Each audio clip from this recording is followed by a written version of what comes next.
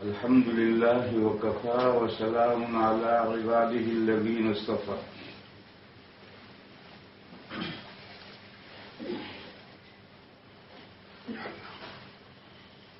أعوذ بالله من الشيطان الرجيم. فإذا فرغت فانصب وإلى ربك فارغب. کھل کر بیٹھو یہ تو کر لو. اب لوگوں کے پیروں میں طاقت کم ہو گئی، خاص طور پر جو چیئر پر بیٹھنے والے ہوتے ہیں ان کے نیچے بیٹھنا بڑا مشکل ہوتا ہے. اس لیے بے تکلف کھل کر بیٹھو، تکلف کرنے کی ضرورت نہیں. دوسری بات یہ عرض کرنی ہے کہ عام مسلمانوں کا جو مجمع ہوتا ہے ان کو باتیں کہی جاتی ہیں، وہ سن کر چلے جاتے ہیں. لیکن خواص کا جو مجمع ہوتا ہے اس کی صورت یہ نہیں ہوتی.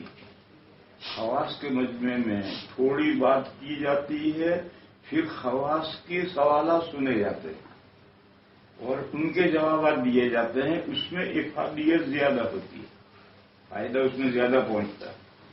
کیوں؟ میں باہر کا آیا ہوں، یہاں کے ماحول سے واقف نہیں، مسائل سے واقف نہیں، صورتحال سے واقف نہیں. جب لوگوں کے مختلف سوالات سامنے آئیں گے تو مجھے بھی پتہ چلے گا. اس لیے یہ آج خواص کی مجلس سے عوام کی نہیں. اس لیے تھوڑی بات میں کروں گا، اس کے بعد پھر باتیں کریں گے. تھوڑی بات میں کروں گا، اس کے بعد پھر ہم آپس میں باتیں کریں گے. آپ اپنی ضروریات کی باتیں چھیڑیں، میرے علم میں جو ہے میں جواب دوں گا. اس کے بعد حضرت نے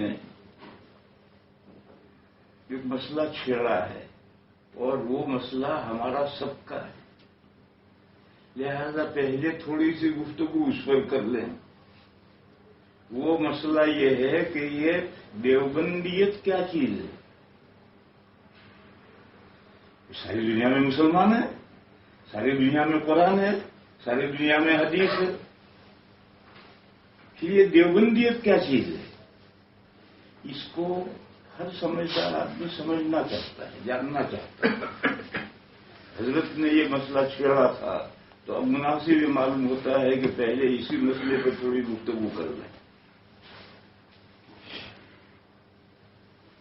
بھائیوں اور بزرگوں، آپ جانتے ہیں وہ کتنا بھی شاندار سے شاندار محل بلڈنگ ہو، لیکن اس پر ایک زمانہ گزر جاتا ہے تو اس میں تبدیلیاں رونما ہو جاتی ہیں. پینٹ پھیکا پڑ جائے گا کہیں کہیں سے، صحن میں کھڈے کہیں کہیں سے پڑ جائیں گے، چھت میں مکڑیاں جالے تن دیں گی اور وہ جالے لٹک جائیں گے. یہ قدرتی عمل ہے. بس ایسی صورت میں بلڈنگ کی رینیول کرنی پڑتی ہے. صحن میں کھڈے پڑ گئے ہوں تو مسالہ لاؤ، بھرو، صاف صحیح کرو، صحن کو صحیح کرو. پینٹ پھیکا پڑ گیا ہے جگہ جگہ تو پینٹ کا ڈبہ لاؤ، برش لاؤ، اس کو ٹھیک کرو. چھت میں سے مکڑیوں نے جالے تنے ہیں اور وہ جالے لٹک گئے ہیں تو جھاڑو لاؤ، بانس لاؤ، بانس پر باندھ کر جھاڑو لاؤ، چھت کو صاف کرو. یہ عمل گزشتہ انبیاء کے زمانے میں نہیں ہوتا تھا. نبی پاک صلی اللہ علیہ وسلم کا دین چونکہ قیامت تک رہنا ہے تو اب یہ عمل ضروری ہے، ورنہ تو بلڈنگ کا ستیاناش رہ جائے گا. نبی پاک صلی اللہ علیہ وسلم سے پہلے بھی یہ صورت پیش آتی تھی اور یہ ایک نیچرلی ہے. جب بلڈنگ بگڑتی چلی گئی اور اللہ کا نازل کیا ہوا دین ختم ہو گیا تو پھر اللہ کا دوسرا پیغمبر بھیجتے تھے. وہ آ کر پھر سر نو لوگوں کو کی اصلاح کرتا تھا. اب نبی پاک صلی اللہ تعالی علیہ وسلم تو آخری پیغمبر ہے. آپ کے بعد قیامت تک کوئی نیا نبی نہیں آنا. اور اس کی دلیل یہ ہے کہ دین اسلام کا مدار جن دو چیزوں پر ہے ان کی حفاظت کی ذمہ داری اللہ نے لے لی ہے. اور جب قرآن حرف حرف محفوظ ہے قیامت تک تو نئے نبی کیا ضروری ہے؟ نیا نبی آ کر کیا کرے گا؟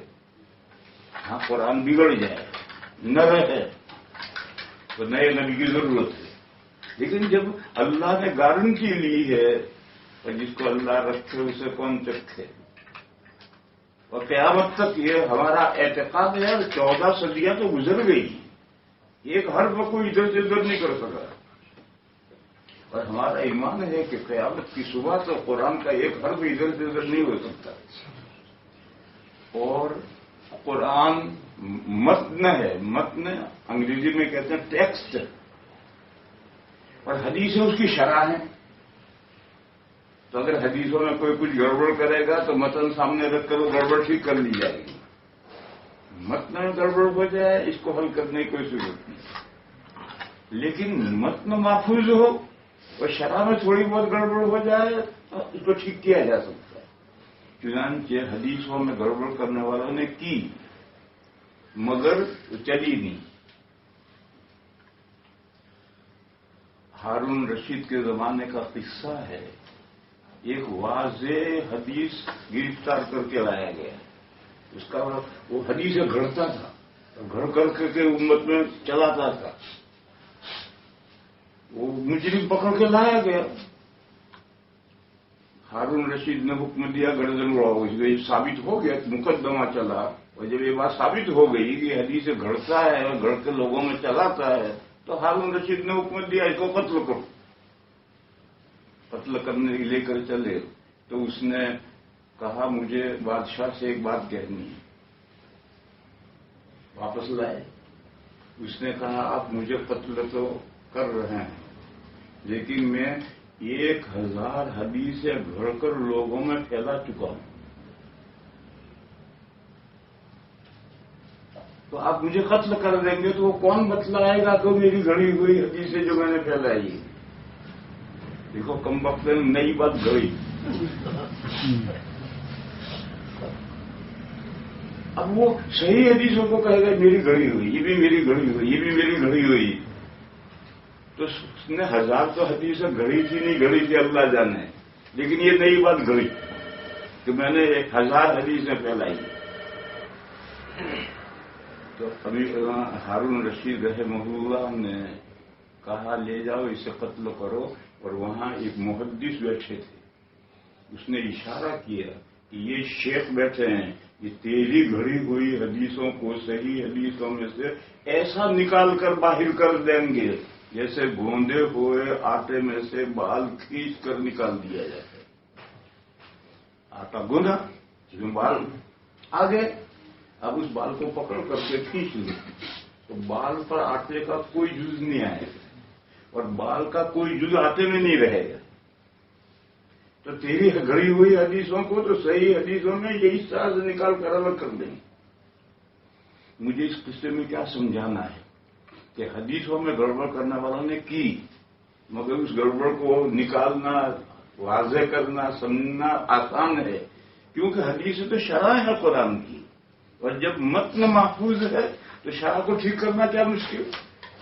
جو شرح متن کے موافق ہے وہ معتبر ہے, متن کے خلاف ہے وہ غیر معتبر ہے. اسی لیے اصول حدیث میں سے ایک رائے ہے کہ حدیثوں کو قرآن پر پیش کرو علی کتاب اللہ, یہ ایک رائے ہے. تو جب قرآن کریم قیامت تک محفوظ ہے اور قرآن کریم کی تبیین و تشریح شرح قیامت تک کے لیے محفوظ ہے تو اب نئے نبی کی کیا ضرورت. اسے کوئی نیا نبی نہیں آئے گا. لیکن جو اسلام کا محل ہے یعنی امت مسلمہ, اسلام کا محل کیا ہے؟ قرآن و حدیث ماڈل ہے. اور اس ماڈل کے مطابق یہ امت مسلمہ تیار ہوئی. یہ جو محل ہے اس محل میں فساد آئے گا، نیچرلی بات ہے. زمانہ طویل گزرنے کے بعد یہ صورتحال آتی ہے. جب ایسی صورتحال پیش آتی ہے تو اللہ تعالی ایک لمبا زمانہ گزرنے کے بعد، مثلا 100 سال گزرنے کے بعد ایسی شخصیتیں پیدا کرتے ہیں جو اسلام کے محل کو رینیول کر کے تر و تازہ کر دے، جیسا تھا ویسا کر دے. اسی کا نام ہے تجدید. اور ایک حدیث ہے، ان اللہ تعالی یبعث فی هذه الامہ علی رأس کل 100 سنہ من یجدد لها دینہا. اللہ 100 سال میں کوئی فگر نہیں ہے. ایک لمبا زمانہ گزرنے کے بعد 100 کے 150 بھی ہو سکتے ہیں، 200 بھی ہو سکتے ہیں، 50 بھی ہو سکتے ہیں. ایک لمبا زمانہ گزرنے کے بعد جب اسلام کا ماڈل یعنی امت مسلمہ میں بگاڑ آ جائے اور وہ قرآن کی کتاب دعوت کا نمونہ نہ رہیں، صورت احوال ان کے بگڑیں، تو اللہ تعالیٰ امت میں ایسی شخصیتیں پیدا کرتے ہیں جو شخصیتیں مسلمانوں پر، امت مسلمہ پر محنت کر کے ان کو اکارڈنگ کر دیتی ہیں، قرآن و حدیث کے اکارڈنگ کر دیتی ہیں.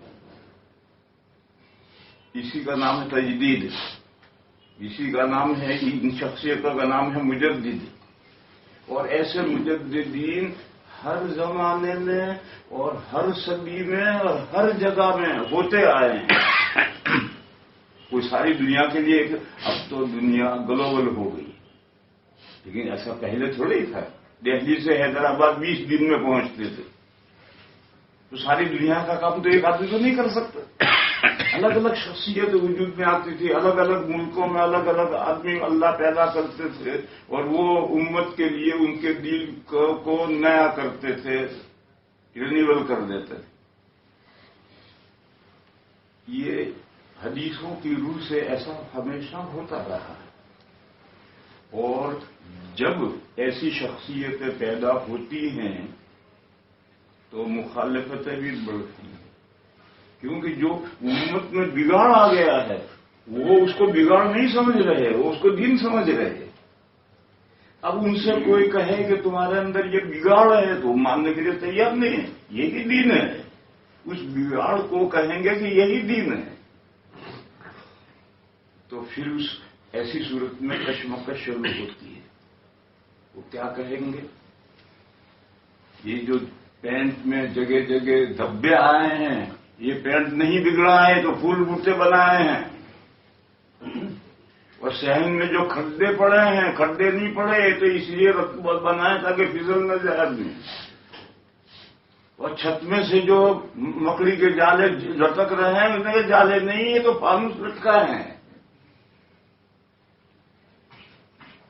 ایسے شخصیتیں جو پیدا ہوتی ہیں وہ مجدد بدعت ہوتے ہیں. ہمیشہ جب بھی دین کا یہ مجدد آئیں گے تو ان کی مخالفت میں بدعات کے ہم نوا بھی پیدا ہو جائیں گے، کھڑے ہو جائیں گے. اس کے بعد پھر آگے یہ سمجھو، علماء نے یہ بات لکھی ہے. میں نے ایک بات تو میں نے کہی کہ ساری دنیا کا ایک مجدد ہونا ضروری نہیں ہے، اور ساری دنیا کے مجدد ایک ہی وقت میں آئیں یہ بھی ضروری نہیں. اسی طرح سے مجدد کے لیے شخصیت واحدہ ہونا بھی ضروری نہیں ہے، 1 پرسن بھی ہونا ضروری نہیں. ایک پورا ادارہ یہ کام کرے تو ایسا ہوتا ہے. بس میرے بزرگ اور بھائیوں، 100 سال 150 سال پہلے جب صورتحال بگڑ گئی تو اللہ تعالیٰ نے کچھ بندوں کو کھڑا کیا. انہوں نے ایک چھوٹا سا مدرسہ اسلامیہ عربیہ قائم کیا. کوئی یونیورسٹی نہیں، کوئی بہت بڑا ادارہ نہیں، چھوٹا سا اسکول مدرسہ اسلامیہ عربیہ قائم کیا. وہی درخت تناور بن گیا ہے. اس پر پھل آئے اور ان پھلوں کو ایک دنیا نے فائدہ اٹھایا اس سے. اور جب یہ کام شروع ہوا تو اسی ہندوستان میں شدید مخالفت کرنے والے بھی پیدا ہوئے اور سخت سے سخت مخالفتیں ہوئی. حضرت شاہ ولی اللہ صاحب علیہ الرحمٰن حجت اللہ بالغہ میں لکھا ہے کہ ایسی صورت میں مخاصمات شروع ہو جاتے تھے اور ان مخاصمات میں حصہ لینا افضل جہاد ہے. حضرت شاہ ولی اللہ صاحب نے یہ بات لکھی ہے. بس دارالعلوم دیوبند نام ہے اس تجدیدی کارنامے کا جو امت کی صورتحال میں بگاڑ پیدا ہونے کے بعد میں ادارہ قائم ہوا اور ادارہ آہستہ آہستہ بڑھتا رہا. فضلہ نکلتے رہے, ساری دنیا میں پھیلتے رہے اور درختوں سے درخت لگتے رہے. یہاں ذہن میں آپ کے بات رہنا چاہیے کہ دارالعلوم دیوبند صرف اس مدرسے کا نام نہیں ہے جو دیوبند میں ہے, بلکہ دنیا کے طول و عرض میں, ہندوستان نہیں دنیا کے طول و عرض میں جو بھی شخص دین کی تجدید اور دین کی اصلاح کے لیے کام کرتے ہیں, جو بھی ادارے کام کرتے ہیں اور جو قرآن و حدیث کی صحیح تعلیم دیتے ہیں, وہ سب دارالعلوم کی شاخیں ہیں, وہ سب دارالعلوم ہیں. بلکہ جو صراط مستقیم پر ہے وہ دیوبندی ہے, چاہے اسے دیوبند کا نام بھی نہ سنا ہو. اور جو صراط مستقیم پر نہیں ہے وہ دیوبندی نہیں ہے, چاہے دیوبند میں پیدا ہو, چاہے وہ دیوبند میں پیدا ہو, وہ دیوبندی نہیں ہے. اور جو صراط مستقیم پر ہے وہ دیوبندی ہے, چاہے اسے دیوبند کا نام بھی نہ سنا ہو. بس دیوبندیت نام ہے صراط مستقیم پر گامزن ہونے کا. اس کی تھوڑی تفصیل یہ ہے کہ دیوبند نام ہے ایک تحریک کا. میرے ماموں تھے, انتقال ہو گیا ان کا, حضرت شاہ صاحب علامہ کشمیری قدس روح کے آخری دورے کے طالب علم تھے بابل میں, اور بہت جید عالم تھے اور مطالعہ زندگی بھر مطالعہ ہی کرتے تھے. مولانا ولی محمد ان کا نام تھا. ایک مرتبہ انہوں نے مجھ سے سوال کیا, اس وقت میں دیوبند میں مدرس ہو چکا تھا. انہوں نے مجھ سے سوال کیا کہ دیوبند میں اور ازہر میں کیا فرق ہے. یہ وہ گئی سر, دیوبند میں اور ازہر میں کیا فرق ہے. اب ازہر 1150 سال کا ادارہ ہے جہاں 80,000 اسٹوڈنٹس ہیں, اور دیوبند بیچارہ 100 سال کا 125 سال کا ادارہ ہے, اور وہاں مشکل سے 4,000 ہے, وہ بھی تو 3,000 ہی عربی کے 2 طالب علم ہیں. اب ہاتھی اور مچھر میں فرق سمجھاؤ ماموں کو. انہوں نے کہا کہ دیوبند میں اور ازہر میں کیا فرق ہے.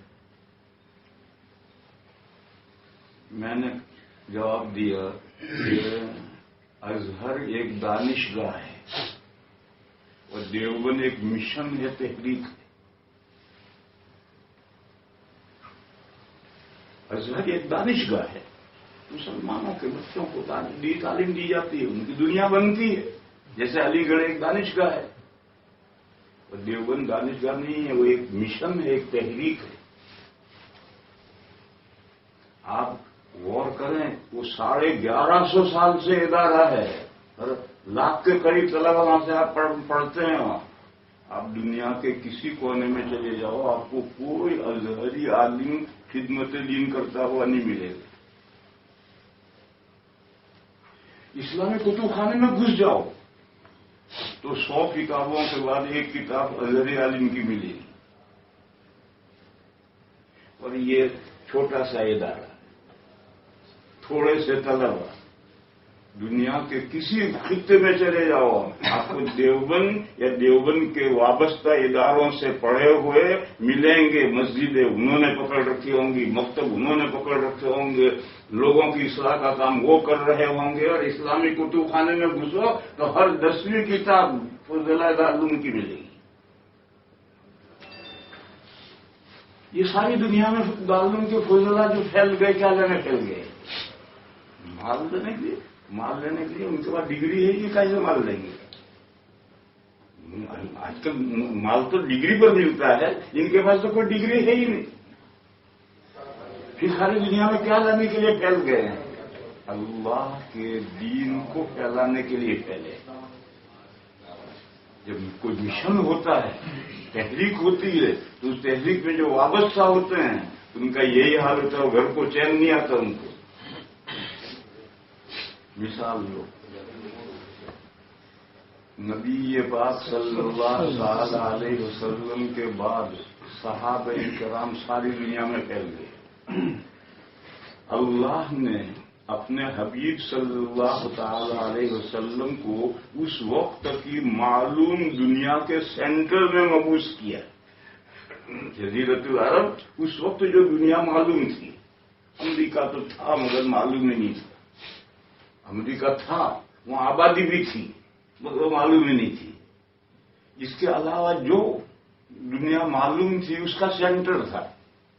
एक आदमी जजीरतुल अरब से चलेगा तो अफ्रीका के आखिरी किनारे पर पहुंचेगा, एक एशिया के आखिरी किनारे पर पहुंचेगा, एक यूरोप शिमाल में यूरोप के आखिरी किनारे पर पहुंचेगा। तीनों आदमी एक वक्त में हो। आप कभी दुनिया का नक्शा, अमेरिका को अलग करके दुनिया का नक्शा देखो, जजीरतुल अरब सेंटर में है। अब अगर आखिरी नबी साउथ अफ्रीका में आते तो सहाबा सारी दुनिया में पहुंचते पहुंचते 200 साल लगते। और अगर चाइना में आखिरी नबी आता तो सहाबा को सारी दुनिया में पहुंचते पहुंचते 200 साल लगते। और अगर अर्ज़ तिस्ईन में एक साउथ नॉर्थ में एक जगह है जहां 6 महीने दिन रहता है, 6 महीने रात रहती है, उसको अरबी में अर्ज़ तिस्ईन कहते हैं। तो अगर अर्ज़ तिस्ईन में नबी आखिर ज़मान मबूस किए जाते तो सारी दुनिया में सहाबा को पहुंचते पहुंचते 200 साल लगते। इसलिए अल्लाह जल्ल शाअनहु व मनवालहु ने उस वक्त की जो मालूम दुनिया थी, उस मालूम दुनिया के सेंटर में नबी आखिर ज़मान को मबूस किए। चुनांचे हुजूर की आंख बंद हुई, सहाबा चैन से घर में नहीं बैठे। कोई इधर निकल गया, कोई उधर निकल गया, कोई इधर निकल गया, और 50 साल होते होते सारी दुनिया में हुजूर का दीन पहुंचा दिया। ये सहाबा क्या जाने गए थे? वो एक तहरीक और मिशन में जुड़े हुए थे। जो किसी तहरीक और मिशन में जुड़ता है वो घर चैन से नहीं बैठता, उसका एक जज्बा है। उस जज्बे को लेकर वो सारी दुनिया में पहुंचता है जहां तक पहुंच सकता है। ये मिसाल है तहरीक और मिशन क्या है, और जो लोग तहरीक और मिशन में शरीक होते हैं वो क्या कारनामे अंजाम देते हैं। उसकी मिसाल मैंने दी, सहाबा की मिसाल दी। और जो जहां गया वहीं का हो गया, लौट कर नहीं आया वापस। बहुत कम जो मुजाहिदीन थे वो तो लौट कर आते थे, लेकिन जो दुआत थे वो लौट कर नहीं आते थे। हिंदुस्तान में आया तो यही शादियां कर ली, यही औलाद हुई। अफ्रीका में गए तो वही शादियां कर ली, वही औलाद हुई, लौट कर नहीं आए। तो मैंने मामू को ये समझाया कि दारुल उलूम देवबंद एक तहरीक है, एक मिशन है। दारुल उलूम का हर फाजिल हम तलबा से नहीं कहते, हम तो पढ़ाते, मगर उसके दिल में कूट कूट कर एक जज्बा बना हुआ है, और वो अल्लाह भरते हैं, हम नहीं भरते। हम तो पढ़ाते, मैं 40 साल से पढ़ा रहा हूं। मैंने कभी तलबा के सामने ये तकरीर नहीं की कि तुम्हें फारिग होकर ये करना है, नहीं। अल्लाह उनके दिलों में ये बात डालते हैं, कूट कूट के भर देते हैं, और फिर वो फारिग होने के बाद कोई कहीं निकल गया, कोई कहीं निकल गया, और जो जहां गया वहीं का हो गया। सहाबा की यही शान थी, जहां गए वहीं है। एक मरतबा मैं टर्की गया, इस्तांबुल गया, तो वहां जो मुफ्ती आजम हैं उनसे मुलाकात के लिए हमने टाइम लिया, मुलाकात के लिए गए तो एक बूढ़े आदमी जिनकी 70 से कम उम्र नहीं थी और बिल्कुल डर मूंडे, ہمیں بتلایا کہ مفتی اعظم ہے.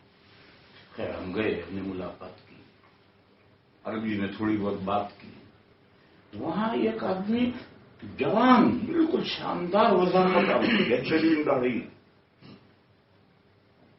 تو ایسے نیک آدمی کی طرف تو طبیعت مائل ہوتی ہے. جب ہم نے مفتی اعظم سے ملاقات کر کے ہم فارغ ہوئے تو ہم نے ان سے پوچھا کہ آپ کو، اس نے کہا میں نائب مفتی ہوں. میں نے کہاں کے ہیں آپ؟ اردو بول رہا کہ میں نائب مفتی ہوں. میں نے کہا کہاں کے ہیں؟ کہ میں بہار کا ہوں. میں نے کہا تم کہاں پڑھا؟ کہ میں دارالعلوم دیوبند کا فارغ ہوں. میں نے کہا دارالعلوم دیوبند کے فارغ ہو، تم یہاں نائب مفتی بن کے کیسے پہنچے؟ کہنے میں دیوبند سے فارغ ہو کر ازہر میں گیا اور ازہر میں پڑھا، وہاں سے فارغ ہوا.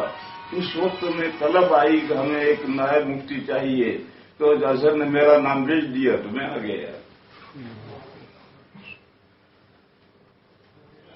تو اللہ اسباب بھی بناتے ہیں، اسی طریقے سے بندوں کو جہاں کام کی ضرورت ہے وہاں پہنچاتے ہیں. بس دارالعلوم دیوبند کی تفصیل تو بہت ہے میرے بھائیوں اور بزرگوں. خلاصہ دو باتیں، ایک احیاء سنت اور دوسری امحاء بدعت. ان دو پوائنٹ پر محنت کرنا ہے. بدعتوں کو مٹاؤ اور سنتوں کو زندہ کرو. باقی پڑھنا پڑھانا، قرآن پڑھانا، فقہ پڑھانا، فقہ حنفی پڑھانا، فقہ شافعی پڑھانا، سب کچھ پڑھانے سب ہے. لیکن دیوبند جس مشن اور تحریک کا نام ہے، وہ تحریک اور مشن یہ ہے کہ احیاء سنت اور امحاء بدعت. اور یہ در حقیقت دو نہیں ہیں، ایک ہی ہیں. جب سنت زندہ ہوگی تو بدعت خود ہی رفو چکر ہوگی، اور رفو بدعت کو تم بھگاؤ گے تو اس کی جگہ ضرور سنت آئے گی.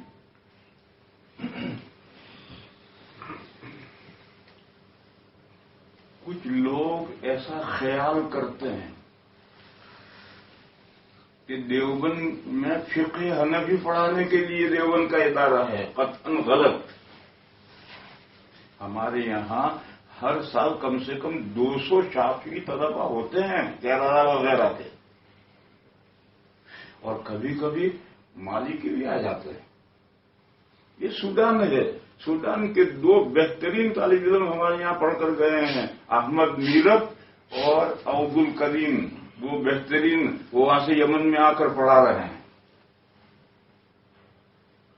اور اسی جدے کے محمد غامدی نام کا ایک طالب علم حنبلی تھا، وہ ہمارے یہاں کر پڑھ کر گیا. اور بھی ان سے نام مجھے یاد آئے. کوئی بتا نہیں سکتا کہ 150 سال میں کوئی شافعی پڑھنے آیا ہو اور وہ شافعی حنفی بن گیا ہو، مالکی آیا اور حنفی بن گیا ہو، حنبلی آیا اور حنفی بن گیا ہو. کوئی مثال واقعہ نہیں ہے. کیوں نہیں؟ یہ چاروں فقہا کے مذاہب برحق ہیں تو پھر مذہب بدلنے کی کیا ضرورت ہے؟ تمہارا ہر ایک مذہب برحق، اپنے مذہب پر رہو. تو یہ لوگوں کے اندر ایک تصور ہے کہ فقہ حنفی پڑھانے کے لیے اور اس کی ترجیح کے لیے ادارہ ہے. ایسا نہیں ہے میرے بھائیو. اہل حق رہو. ائمہ اربعہ کے جو فالوورز ہیں وہ اہل حق ہیں. اہل حق رہو، اور یہ مشن ہے دارالعلوم کا، اس میں حصہ لو. ساری دنیا میں پھیلو، سنتوں کو زندہ کرو، بدعتوں کو مٹاؤ، اور مسلمانوں کی دینی خدمت کرو. یہ دیوبند کی تحریک کا ایک خلاصہ ہے. اس کے بعد پھر ہمارے قاری صاحب نے ایک سورہ پڑھی ہے، وہ پوری سورت تو میں بیان نہیں کر رہا، اس کے آخر کی 2 آیتیں ہیں. ان 2 آیتوں کو سمجھ لو، اسی پر میں بات ختم کر لوں.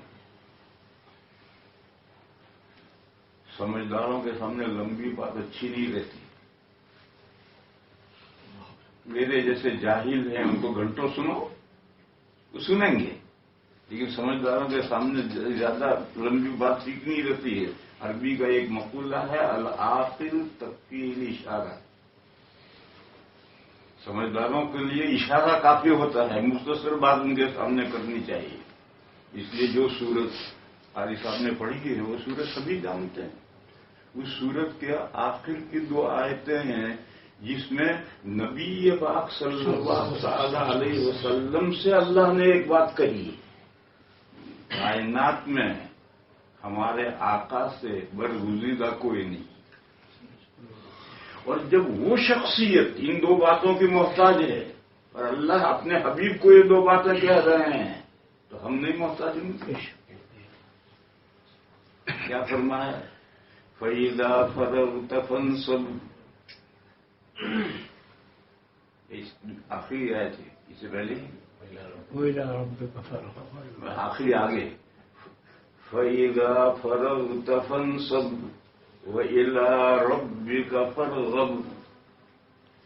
جب آپ فارغ ہو جائیں، ذمہ داریاں دوسروں نے اٹھا لی. فارغ ہونے کا مطلب دنیا میں فارغ تو کوئی ہوتا نہیں، لیکن فارغ ہونا ہے کہ ذمہ داریاں دوسروں نے اٹھا لی. بس اب آپ ہم میری بندگی میں اپنے آپ کو تھکائیے.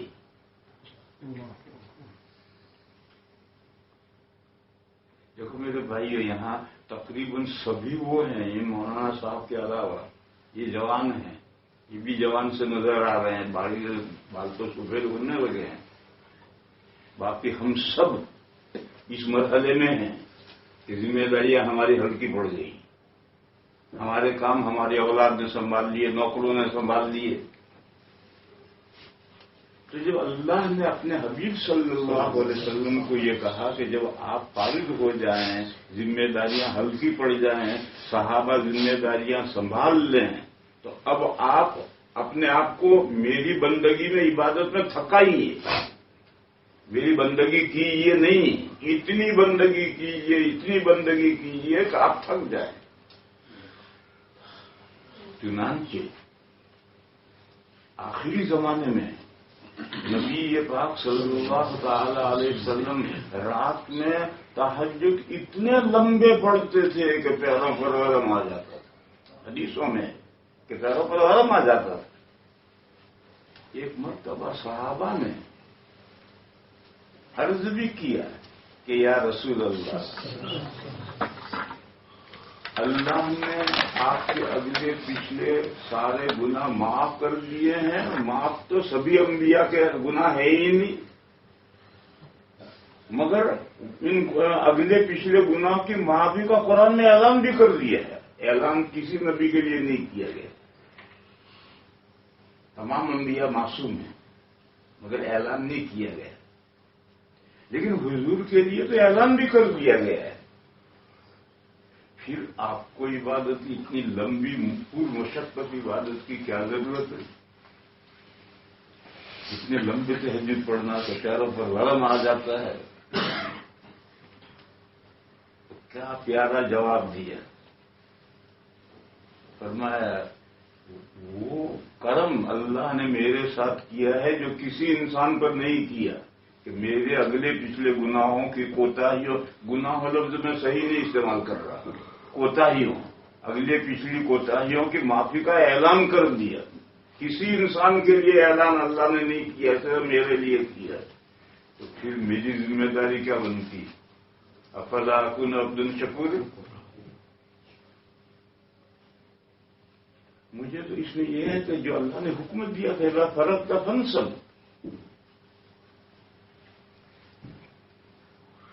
جب آپ کی ذمہ داریاں ہلکی پڑ جائیں تو اب اس میں لگو، میری بندگی میں لگو. اور لگو نہیں، اتنے لگو کہ اپنے آپ کو تھکا دو. پھر اسی مضمون کو فرمایا وَإِلَىٰ رَبِّكَ فَارْغَب. اب دنیا کے جھمیلے کم کرو، چھوڑو. دنیا کے جھمیلے کم کرو، چھوڑو، اور اپنے پروردگار کی طرف رغبت کرو، ادھر متوجہ ہو جاؤ. یہ اس سورت کے آخری 2 آیتیں ہیں. اس میں اللہ نے اپنے حبیب صلی اللہ علیہ وسلم کو جو بات کہی ہے میرے بھائیوں، ہم اس بات کے 1000 درجہ زیادہ مخاطب ہیں اور محتاج ہیں. یہاں رک کر ایک مسئلہ سمجھو. میں نے کہا تھا کہ میں نے گناہ لفظ جو ہے یہ غلط کہا. کوتاہیاں عربی میں 4 لفظ ہیں: معصیت، سیئہ، خطیہ اور ذنب. اور ان میں یہی ترتیب ہے. معصیت ان کا ترجمہ نافرمانی.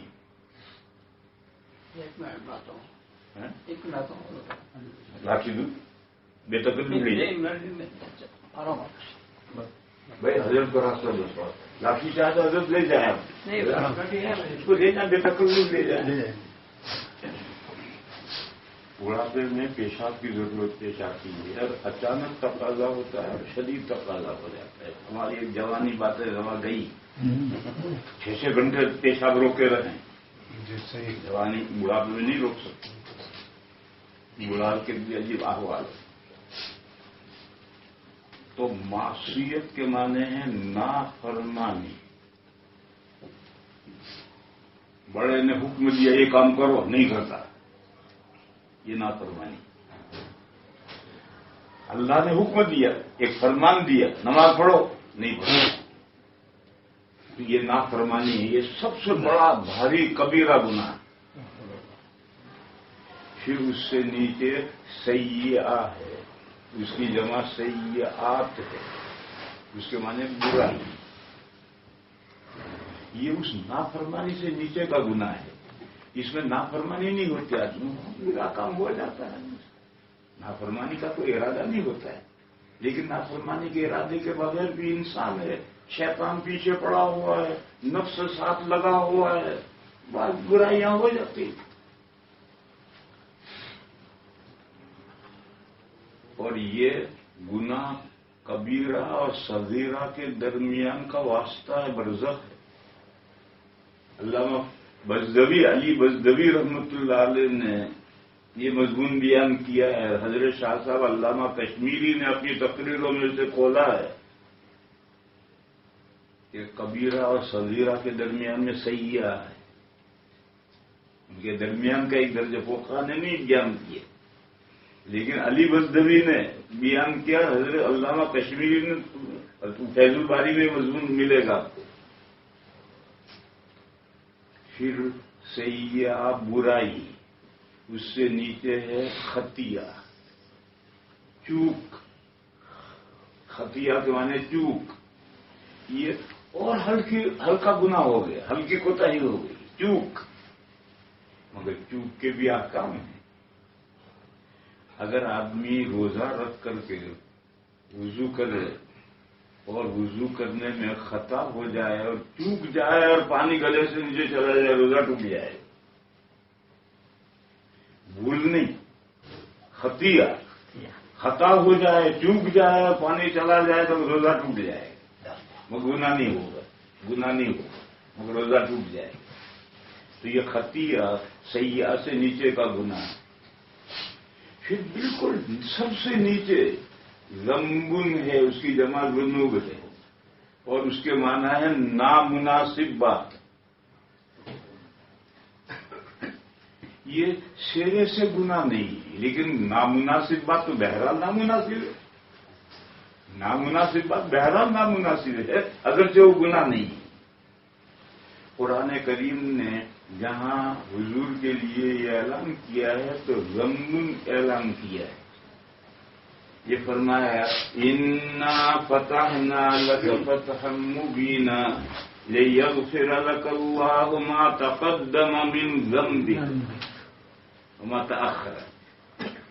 لفظ ذنب استعمال کیا، اس لیے میں نے کہا تھا کہ میں نے گناہ لفظ صحیح نہیں استعمال کیا. نامناسب بات.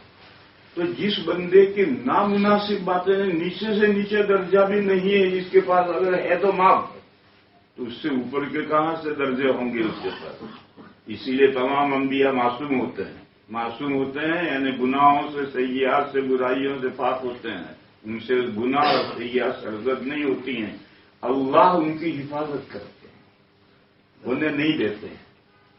لیکن نامناسب بات کوئی ہو جائے تو اللہ اس سے درگزر فرمائیں گے، اور اللہ انبیاء کی نامناسب باتیں ہماری نامناسب باتوں سے بھی درگزر فرماتے ہیں۔ حدیث میں ہے وضو کرو، چہرہ دھو گے تو چہرے سے جنوب نکل جائیں گے، جنوب بھی نہیں خطیہ بھی نکل جائیں گے۔ ہاتھ دو، ہاتھوں سے تمام جنوب اور خطایا نکل جائیں گے۔ سر پہ مسا کرو، سارے جنوب اور خطایا، جنوب اور خطایا، سیئات اور معاصی نہیں معاف ہوں گے وضو کرنے۔ تو ہم عاجز بندوں پر بھی اللہ کا یہ فضل و کرم ہے کہ وہ جنوب اور خطایا تو معاف کرتے ہیں۔ بس انبیاء جو معصوم ہیں، اگر فرض کرو، اس فرض کو سمجھو، یہ جو آیتیں ہیں یہ سورہ فتح کی شروع کے آیتیں ہیں۔ سورہ فتح نازل ہوئی ہے صلح حدیبیہ کے بعد۔ صلح حدیبیہ مکہ کے مشرکین کے ساتھ کی گئی تھی تو مونچھ نیچی کر کے کی گئی، اور بعض صحابہ تو پریشان ہو گئے تھے۔ حضرت فاروق اعظم کبھی ادھر جاتے تھے، کبھی ادھر جاتے تھے، کبھی ادھر جاتے تھے۔ لما نوتد دنیا فی دیننا، حضور صرف ایک جواب دیتے تھے کہ میں اللہ کا رسول ہوں، میں اللہ کے حکموں کے خلاف نہیں کر سکتا۔ صحابہ پریشان تھے کہ کیوں ہم اپنی مونچھ نیچی کر کے صلح کریں، دو ہاتھ کیوں نہ کریں ان کے ساتھ۔ حضور کے بعد ایک ہی جواب تھا، عمر میں اللہ کا رسول ہوں، اللہ کے حکموں کے خلاف نہیں کر سکتا۔ اب یہ جو صحابہ طیش میں تھے، ان کے خیال میں حضور نے صلح نامناسب کی، حقیقت نفس الامر میں نہیں، ان کے خیال میں حضور نے صلح نامناسب کی۔ تو اللہ نے آیت نازل کی، انا فتحنا لک فتحا مبینا لیغفر لک اللہ ما تقدم من ذنبک وما تأخر۔ کہا یہ صلح جو ہوئی ہے مونچھ نیچی نہیں ہوئی، تمہارا سر اونچا ہو گیا، ہم نے فتح مبین تمہیں عطا کی، مونچھ نیچی نہیں ہوگی۔ یہ ان صحابہ کو سنایا جا رہا ہے کہ صلح حدیبیہ میں مونچھ نیچی نہیں ہوئی، سر اونچا ہوا تمہارا، اور تمہارے خیال میں اگر حضور نے نامناسب صلح کی ہے تو سنو، اعلان سنو، ہم نے اپنے نبی کی اگلی پچھلی سب نامناسب باتیں معاف کر دی۔ اور تم کون ہوتے ہو حرفگیری کرنے والے؟ ہیں نہیں، لیکن یہ حرفگیری کرنے والوں کے لاشعور میں، شعور میں بھی نہیں، لاشعور میں اگر یہ بات ہے تو اللہ نے اعلان کر دیا کہ ہم نے ان کے سب نامناسب باتیں سب معاف کر دی۔ چنانچہ حضرت عمر جو سب سے زیادہ طیش میں تھے، وہ خود فرماتے ہیں کہ اس سورت کے نازل ہونے کے بعد میں نے بہت سی نمازیں پڑھی، صدقے کیے، غلام آزاد کیے کہ اللہ میری اس کوتاہی کو معاف فرمائے جو میں نے حضور کی شان میں جا کے دو بدو گفتگو کی تھی، اس بے تمیزی کو اللہ معاف کرے، میں اس کے لیے بہت اعمال کیے۔ تو اس لیے میں میرے بھائیوں میں عرض یہ کر رہا تھا کہ انبیاء کہتے ہیں گناہ تو ہے ہی نہیں، وہ تو معصوم ہیں، اور معصوم میں تو گناہ کہاں سے ہوگا؟ اگر گناہ ہے تو معصوم کہاں ہوگا؟ گویا اللہ کی حفاظت کوئی کام نہیں آئی، اور گناہ کیا نبی نے، لا حول ولا قوت الا باللہ، یہ گناہ تو ہے ہی نہیں۔ آپ ذرا بہت سنجیدہ ہو گئے، ابھی لطیفہ سن لو۔ چلو،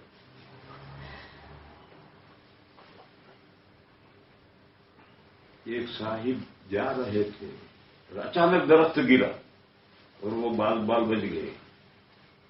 ایک آواز آئی کہ میں وہ فرشتہ ہوں جس کو اللہ نے تمہاری حفاظت کے لیے مقرر کیا، دیکھو میں نے تمہیں بچا لیا ورنہ تم مر جاتے، اللہ کا شکر و جالا۔ تو انہوں نے کہا اللہ تیرا شکر ہے، الحمدللہ الحمدللہ الحمدللہ۔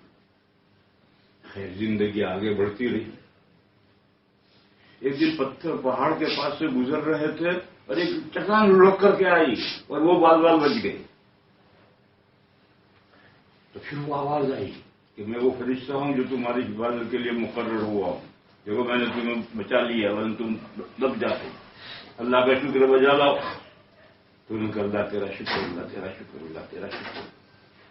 پھر زندگی آگے چلتی رہی. ایک دن چلتے چلتے جا رہے تھے، اچانک رکے. آگے گہری کھائی تھی.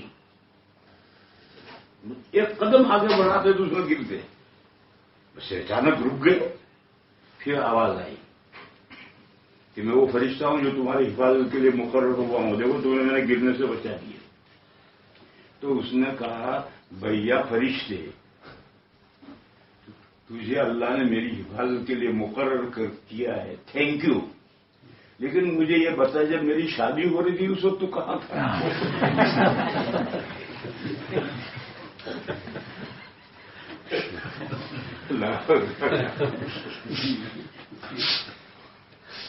تو فرشتہ تو اتنا بچا لیتا ہے، جس کو اللہ رکھے اسے کون رکھے؟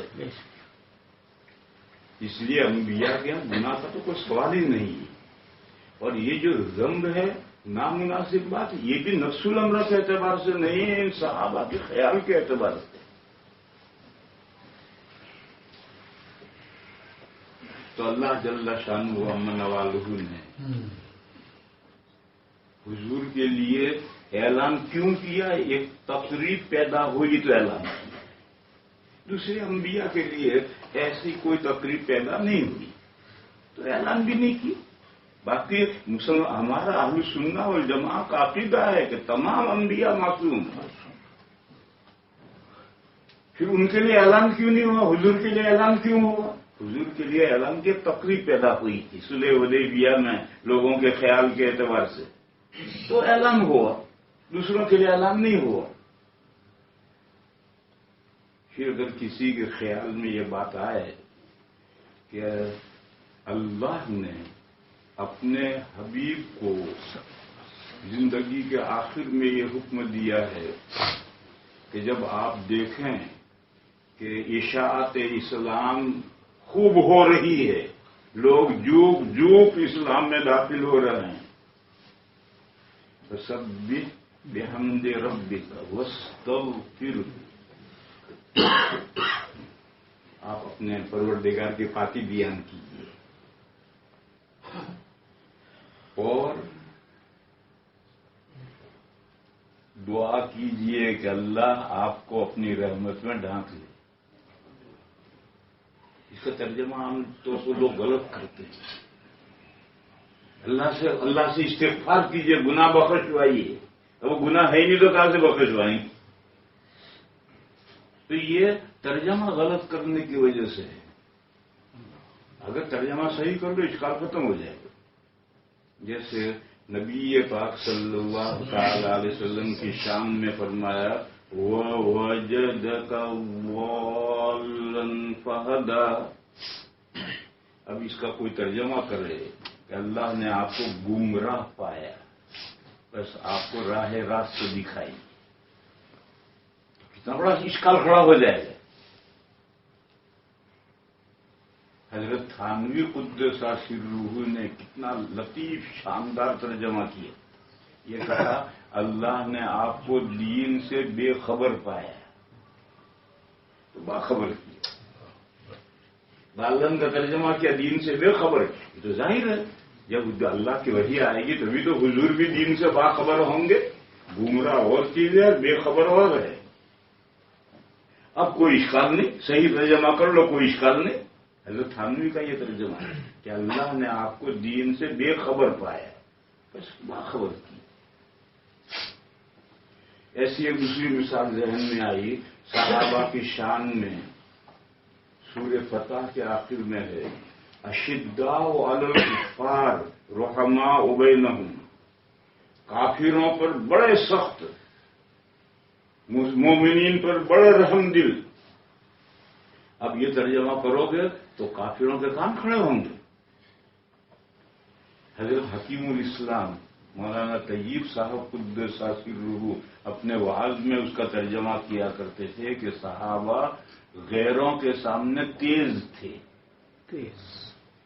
اور اپنوں کے لیے نرم تھے. اب کیا اعتراض کوئی کرے گا؟ تو بعض مرتبہ غلط ترجمہ کرنے کی وجہ سے اشکال کھڑا ہوتا ہے. تو فاستغفرہ کے معنی ہیں آپ اللہ سے دعا کیجئے کہ اللہ تعالیٰ اپنی رحمت میں آپ کو ڈھانک لے. غفر زین فا اور را کے مادے میں ڈھانکنے کے معنی ہے.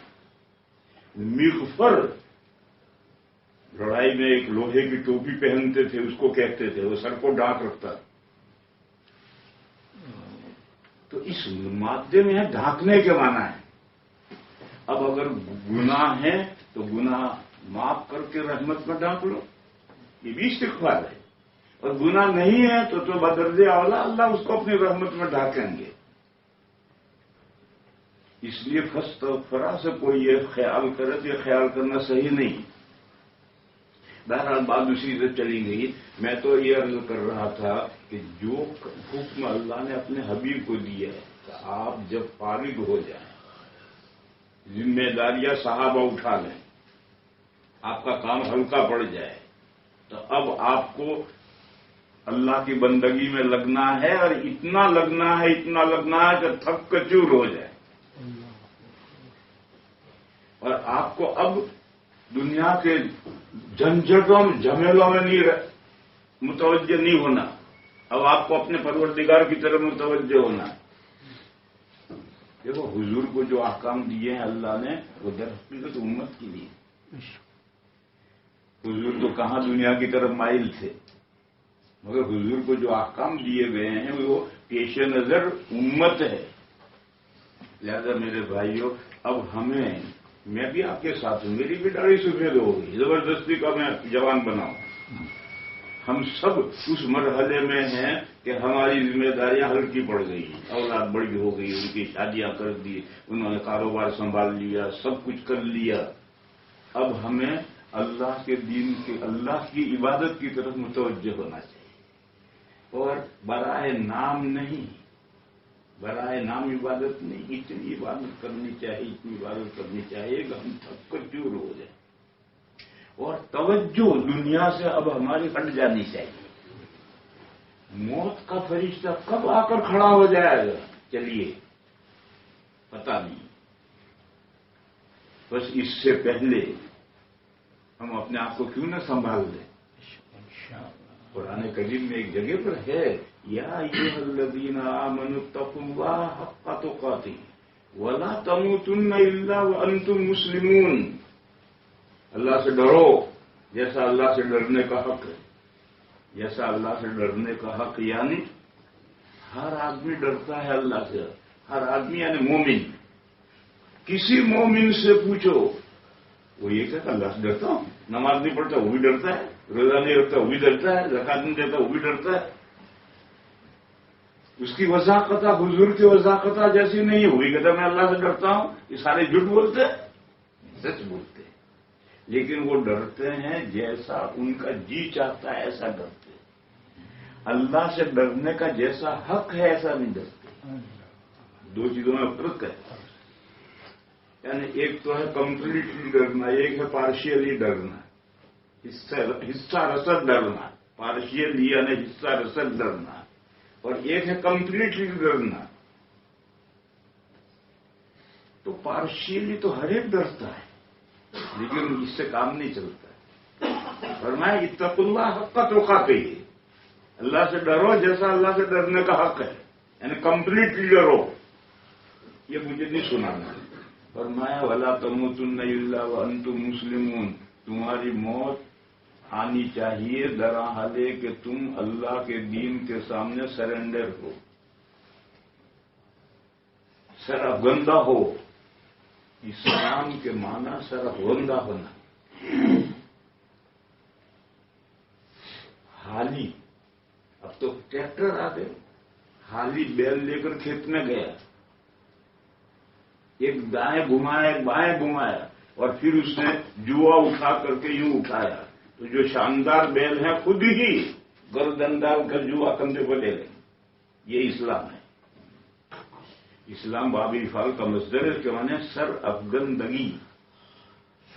اور جوا اردو میں بھی رسپانسبلٹی کو کہتے ہیں، امانت کو کہتے ہیں، ذمہ داری کو کہتے ہیں.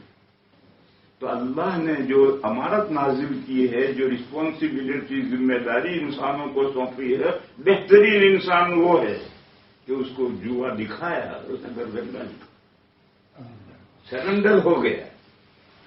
تو فرمایا تمہاری موت آنی چاہیے دراحلے کہ تم احکام اسلام کے سامنے سرنڈر ہو. اس حال میں تمہاری موت آنی چاہیے. اس آیت کی تفسیر میں مفسرین کرام نے لکھا ہے کہ موت تو پتہ نہیں کس کو کب آئے گی، بس آیت پر عمل اسی وقت ہو سکتا ہے جب آدمی ہر وقت یہ سمجھے کہ 5 منٹ کے بعد موت میری آ سکتی ہے. لہذا ہر وقت سرف گندا رہے، اللہ کے احکام کے سامنے موتی اور فرمان بردار رہے. موت کو آ جاؤ جب تم آنا، ویلکم، ہم تیار ہیں. پاکستان کے ہمارے ایک بزرگ گزرے ہیں ابھی، حضرت مولانا محمد یوسف لدھیانوی قدس سرہ، گولی ماری کسی نے شہید کیا. میری ان سے آخری ملاقات ہوئی لندن میں. میں ایک مسجد میں ٹھہرتا ہوں تو حضرت ملنے کے لیے میرے پاس آئے. ان سے بہت بڑے تھے لیکن ذرہ نوازی سے وہ آئے. کیوں آئے؟ ہم نے ایک مطلب پورے برطانیہ کا 10 سال کا ختم نبوت کا دورہ ساتھ کیا، اور پھر حضرت شیخ کے یہاں سہارنپور میں اعتکاف میں آتے تھے، اس لیے ہمارے تعلقات تھے. پھر ان کا کوئی ٹھیا نہیں تھا جہاں ٹھہرے، اور میں ایک مسجد میں ٹھہرتا تھا. اب میں ان سے ملنے جاؤں تو کہاں جاؤں؟ تو خود تشریف لائے. دوستوں نے تقریب بہر ملاقات کی، چائے ناشتہ. ایک سوپ آیا، سوپ تو 2 چمچے انہوں نے اس میں سے پیا، اور بقیہ دسترخوان لوگوں نے صاف کر دیے. انہوں نے صرف 2 چمچے سوپ کے لیے.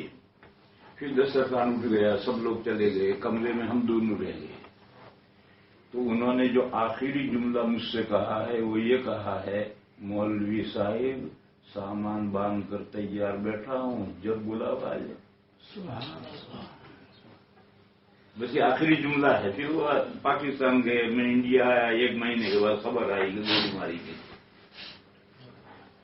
تو یہ جملہ تھا، سامان باندھ کر تیار بیٹھا ہوں، جب بلاوا آ جائے. یہ تصور ہر مومن کا ہونا چاہیے. وَلَا تَمُوتُنَّ إِلَّا وَأَنْتُمْ مُسْلِمُونَ کا یہ مطلب ہے. موت تو کسی بھی وقت آ سکتی ہے. آ جاؤ، ہم تیار ہیں، تیار بیٹھے ہیں.